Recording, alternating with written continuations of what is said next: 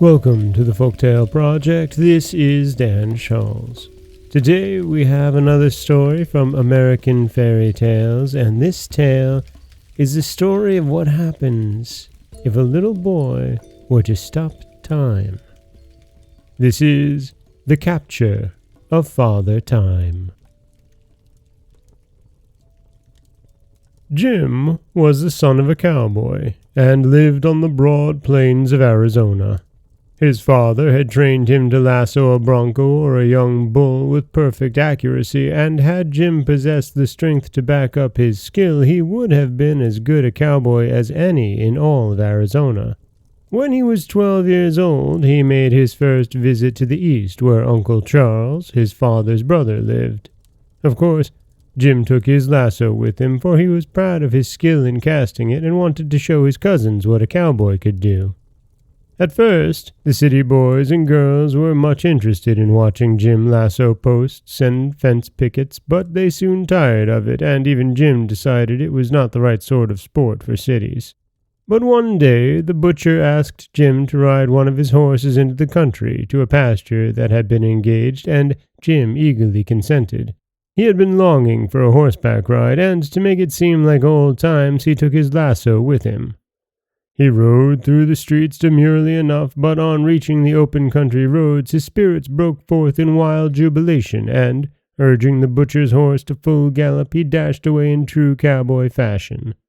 Then he wanted still more liberty, and letting down the bars that led into a big field, he began riding over the meadow and throwing his lasso at imaginary cattle, while he yelled and whooped to his heart's content. Suddenly, on making a long cast with his lasso, the loop caught upon something and rested about 3 feet from the ground, while the rope drew taut and nearly pulled Jim from his horse. This was unexpected. More than that, it was wonderful, for the field seemed bare of even a stump. Jim's eyes grew big with amazement, but he knew he had caught something when a voice cried out, "Here, let go! Let go, I say! Can't you see what you've done?" No, Jim couldn't see, nor did he intend to let go until he found out what was holding the loop of the lasso. So he resorted to an old trick his father had taught him, and putting the butcher's horse to a run, began riding in a circle round the spot where his lasso had caught. As he thus drew nearer and nearer his quarry, he saw the rope coil up, yet it looked to be coiling over nothing but air. One end of the lasso was holding fast to a ring in the saddle, and when the rope was almost wound up and the horse began to pull away and snort with fear, Jim dismounted. Holding the reins of the bridle in one hand, he followed the rope, and an instant later he saw an old man caught fast in the coils of the lasso. His head was bald and uncovered, but long white whiskers grew down to his waist. About his body was thrown a loose robe of fine white linen. In one hand he bore a great scythe, and beneath the other arm he carried an hourglass. While Jim gazed wonderingly upon him, this venerable old man spoke in an angry voice. "Now then, get that rope off as fast as you can. You've brought everything on earth to a standstill by your foolishness. Well, what are you staring at? Don't you know who I am?" "No," said Jim stupidly. "Well, I'm Time, Father Time. Now make haste and set me free if you want the world to run properly." "How did I happen to catch you?" asked Jim, without making a move to release his captive. "I don't know. I've never been caught before," growled Father Time. "But I suppose it was because you were foolishly throwing your lasso at nothing." "I didn't see you," said Jim. "Of course you didn't. I'm invisible to the eyes of human beings unless they get within 3 feet of me, and I take care to keep more than that distance away from them. That's why I was crossing this field where I supposed no one would be, and I should have made it perfectly safe had it not been for your beastly lasso. Now then," he said crossly, "are you going to get that rope off?" "Why should I?" asked Jim. "Because everything in the world stopped moving the moment you caught me. I don't suppose you want to make an end of all business and pleasure and war and love and misery and ambition and everything else, do you? Not a watch has ticked since you tied me up here like a mummy." Jim laughed. It really was funny to see the old man wound round and round with coils of rope from his knees up to his chin. "It'll do you good to rest," said the boy. "From all I've heard, you lead a rather busy life." "Indeed I do," replied Father Time with a sigh. I'm due in Kamchatka this very minute. And to think, one small boy is upsetting all my regular habits. Too bad, said Jim with a grin. But since the world has stopped anyhow, it won't matter if it takes a little longer recess. As soon as I let you go, time will fly again. Where are your wings? I haven't any, answered the old man. That's a story cooked up by someone who never saw me. As a matter of fact, I move rather slowly. I see. You take your time, remarked the boy. What do you use that scythe for? To mow down the people, said the ancient one. Every time I swing my scythe, someone dies. Then I ought to win a life-saving medal by keeping you tied up, said Jim. Some folks will live this much longer. But they won't know it, said Father Time with a sad smile. So it'll do them no good. You may as well untie me at once. No, said Jim with a determined air. I may never capture you again, so I'll hold you a while and see how the world wags without you. Then he swung the old man, bound as he was, upon the back of the butcher's horse, and getting into the saddle himself, started back toward town, one hand holding his prisoner and the other guiding the reins. When he reached the road, his eye fell on a strange tableau. A horse and buggy stood in the middle of the road, the horse in the act of trotting, with its head held high and two legs in the air, but perfectly motionless. In the buggy, a man and a woman were seated, but they had been turned into stone that they could not have been more still and stiff. There's no time for them, sighed the old man. Won't you let me go now? Not yet, replied the boy. He rode on until he reached the city, where all the people stood in exactly the same positions they were in when Jim lassoed Father Time. Stopping in front of a big dry goods store, the boy hitched his horse and went in. The clerks were measuring out goods and showing patterns to the rows of customers in front of them, but everyone seemed suddenly to become a statue.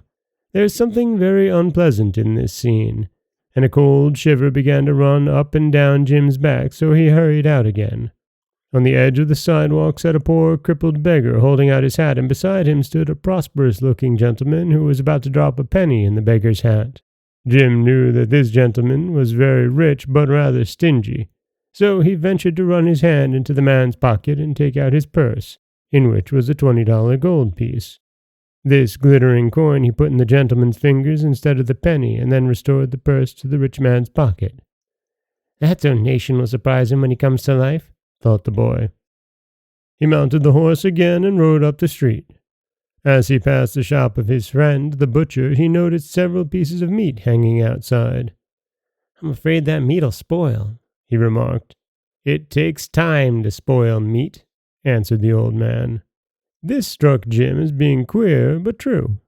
It seems time meddles with everything, he said. Yes, you've made a prisoner of the most important personage in the world, groaned the old man. And you haven't enough sense to let him go again. Jim did not reply, and soon they came to his uncle's house, where again he dismounted. The street was filled with teams and people, but all were motionless. His two little cousins were just coming out of the gate on their way to school with their books and slates under their arms, so Jim had to jump over the fence to avoid knocking them down. In the front room sat his aunt, reading her Bible. She was just turning a page when time stopped. In the dining room was his uncle finishing his luncheon. His mouth was open and his fork poised just before it, while his eyes were fixed upon the newspaper folder beside him. Jim helped himself to his uncle's pie, and while he ate it, he walked out to his prisoner. There's one thing I don't understand, said he. What's that? Asked Father Time. Why is it that I'm able to move around while everyone else is froze up? That's because I'm your prisoner, answered the other. You can do anything you wish with time now, but unless you're careful, you'll do something you'll be sorry for. Jim threw the crust of his pie at a bird that was suspended in the air where it had been flying when time stopped. Anyway, he laughed, I'm living longer than anyone else. No one will ever be able to catch up with me again. Each life has its allotted span, said the old man. When you have lived your proper time, my scythe will mow you down. I forgot your scythe, said Jim thoughtfully. Then a spirit of mischief came into the boy's head, for he happened to think that the present opportunity to have fun would never occur again.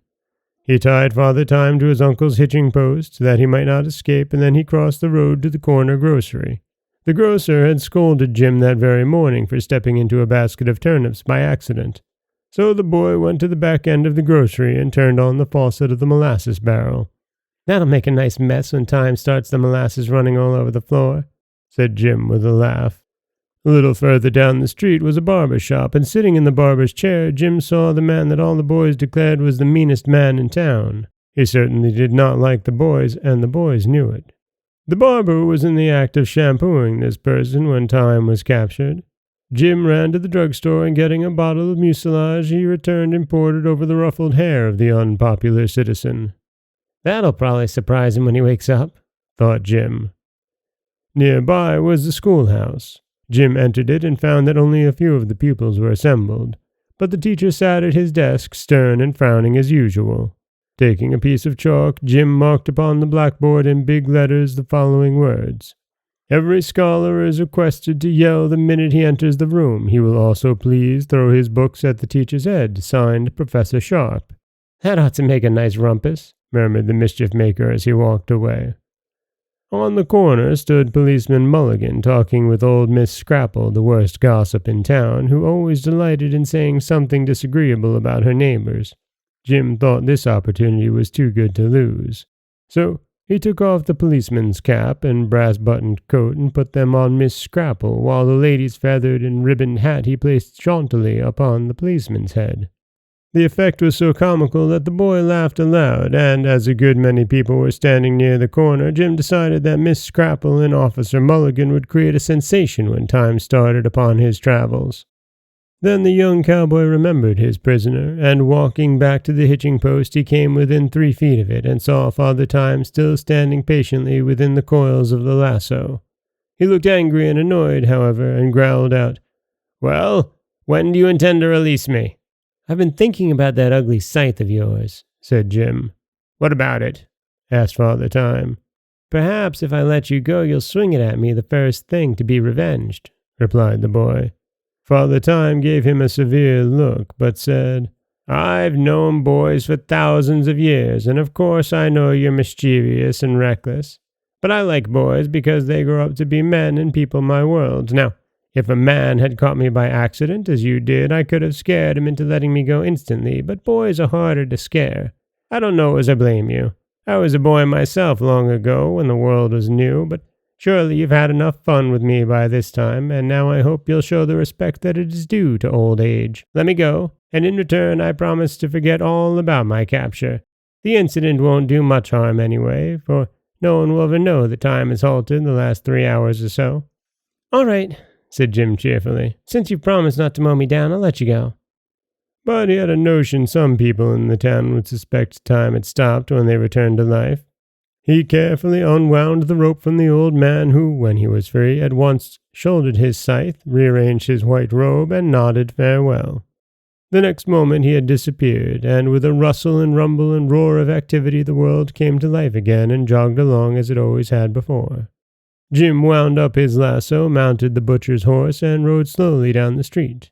Loud screams came from the corner, where a great crowd of people quickly assembled. From his seat on his horse, Jim saw Miss Scrapple, attired in the policeman's uniform, angrily shaking her fists in Mulligan's face, while the officer was furiously stamping upon the lady's hat, which he had torn from his own head amid the jeers of the crowd. As he rode past the schoolhouse, he heard a tremendous chorus of yells and knew that Professor Sharp was having a hard time to quell the riot caused by the sign on the blackboard. Through the window of the barber shop, he saw that the mean man frantically belaboring the barber with a hairbrush, while his hair stood up stiff as bayonets in all directions. And the grocer ran out of his door and yelled, "Fire!" while his shoes left a track of molasses wherever he stepped. Jim's heart was filled with joy. He was fairly reveling in the excitement he had caused when someone caught his leg and pulled him from the horse. "What are you doing here, you rascal?" cried the butcher angrily. "Didn't you promise me to put that beast into Plimpton's pasture? And now I find you riding the poor nag around like a gentleman of leisure." "That's a fact," said Jim with surprise. "I clean forgot about the horse." This story should teach us the supreme importance of time and the folly of trying to stop it, for should you succeed, as Jim did, in bringing time to a standstill, The world would soon become a dreary place and life decidedly unpleasant. And that is the story of the capture of Father Time. And it really is just a fun tale of what mischief would happen if time were to stand still at the hands of a young boy. This is Dan Scholz from the Folktale Project. Don't forget that you can subscribe to the podcast on Apple Podcasts, Stitcher, Google Play, Overcast, anywhere you like to get your podcasts. You can follow us on Twitter at Folktale Project. You can find us on Auto Radio, TuneIn Radio, iHeartRadio, Spotify, anywhere you like to listen. And you can always head over to folktaleproject.com, where you'll find a new story waiting for you every Monday, Wednesday, and Friday. As always, thank you so much for listening.